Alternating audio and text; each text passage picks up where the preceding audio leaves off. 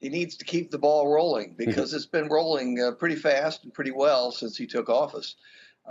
His proposals are enormous compared to recent presidents, and yet there is general support for them. They've been very careful about picking popular items, and I think the public generally has had a good reaction to Joe Biden, particularly in contrast to the previous president.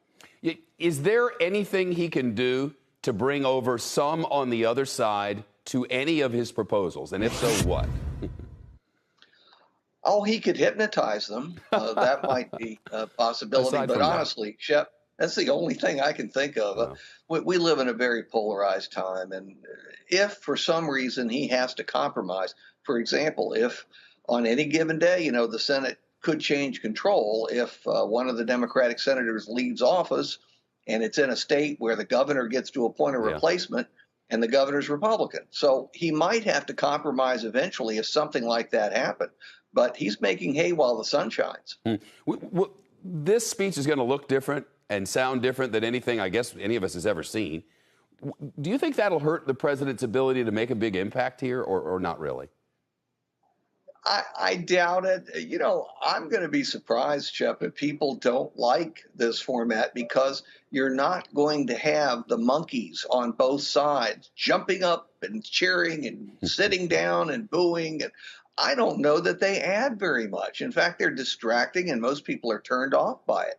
So no, the other thing is I don't know that people would watch even if it were regular. One of the things that Biden is benefiting from is that people feel free to skip his events because they don't expect him to end the world. That wasn't true a few months ago.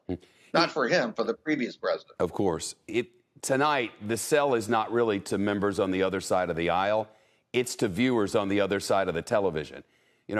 What the president wants to do is have people buy in because normally politicians, they used to follow their people wanted. Well, I think that's absolutely right. And to this point, Democrats have given Biden well over 90% support, and he's getting about 60% or so of the independents. Now, with Republicans, he's lucky to hit 20%. But that doesn't matter because of the alignment right now in both houses of Congress where Democrats have tiny majorities. Taxes. It sounds like on the capital gains tax, there's room to work. The White House has said he's open to negotiations. Is there a place where the two could meet in the middle, and could tonight's tone sort of pave the road for that? I think Biden, in all his years in Washington, beginning in 1973, has recognized that you never negotiate with yourself. And so he's been careful not to indicate personally that he's willing to lower his proposal on capital gains. But it's clear that he will because he wants to bring Joe Manchin along, the senator from West Virginia. Yep, he's a lot of power there.